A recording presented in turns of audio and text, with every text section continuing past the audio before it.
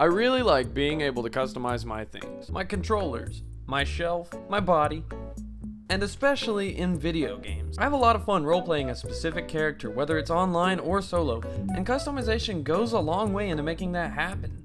MMOs are almost a guarantee to have customization, and for a lot of RPGs, that's one of the main drives for playing. Leveling up and unlocking or finding new items to create my ultimate character and help them live out their story. Even in a solo game, cosmetics for your character can be a great reward for finding secrets or completing challenges. It's a nice little memento that reminds you of where you've been and can set your game apart from someone else's. Go online and look up anyone's gameplay footage of Skyrim and you'll find most everyone has a different looking character than yours. Same with games like Elden Ring. Even though you're playing the same game as everyone else, you still have the opportunity to customize your experience and make it uniquely your own. Finding side quests that someone else hasn't, and getting items that someone else hasn't. This used to be the case in a lot of multiplayer games as well. You make the player feel like they were making the game their own. Developers put a lot of work into helping you stand out through cosmetics you could unlock. That can really go a long way into having a unique multiplayer experience. I mean, I know some people's online avatars better than I know other human faces. Can you hear me? Hello? But I've noticed a trend. It seems like we're starting to lose that feature in our games. I mean, you check a lot of modern multiplayer games or even some modern single player games and you'll notice, well, a lot of the times, instead of a character creator or at least a pre-made face with some different assets you can swap out, it's been replaced with these.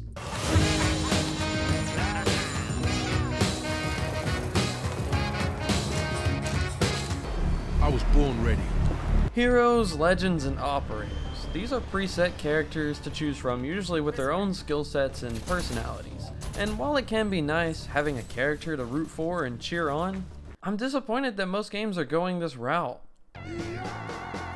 It makes sense for a hero shooter to have specific characters tied to their classes, and for the sake of consistency and recognizability, and while you're playing the game, it can help you respond tactically to the characters that other players are playing as. But for games like Call of Duty or Fortnite, where everyone is a humanoid on the same playing field, it doesn't make a lot of sense.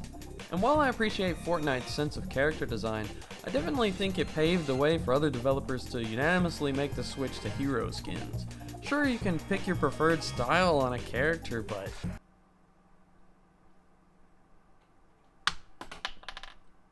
it's just not the same. There's a lot of good reason for game companies to take out full customization. For starters, it helps maintain consistency in the gameplay.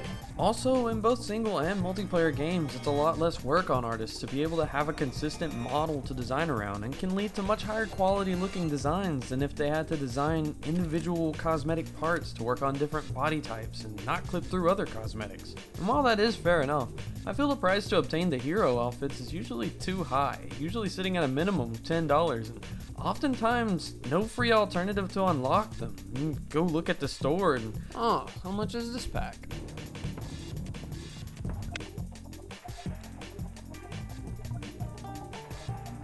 That's nearly a third of the price of the game! Sure, you can buy the battle pass and earn a handful of skins through that, but they usually aren't nearly as unique as the skins in the shop.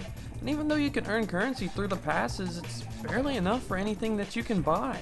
On top of all that, whenever there's a cool skin you finally like available, you can bet you'll see plenty of other players sporting the exact same character and outfit, defeating the purpose of trying to stand out in the first place. If the skins were completely unlockable through leveling or grinding, they could be viewed as like a merit for completing challenges by other players, but to make everything paid for? In a free-to-play game like Fortnite or Apex, I can't really argue with the business model, so they can pay for development costs and still make profit. But for a game like Modern Warfare 2 that costs $70 and still utilizes battle passes and double XP boosters on top of that, that just feels like robbery. Wow, you paid to look like him. Maybe I'm just being grumpy, but I really miss games giving you more opportunities to look a certain way that's more unique to who you are. Or maybe I just need to get some more money.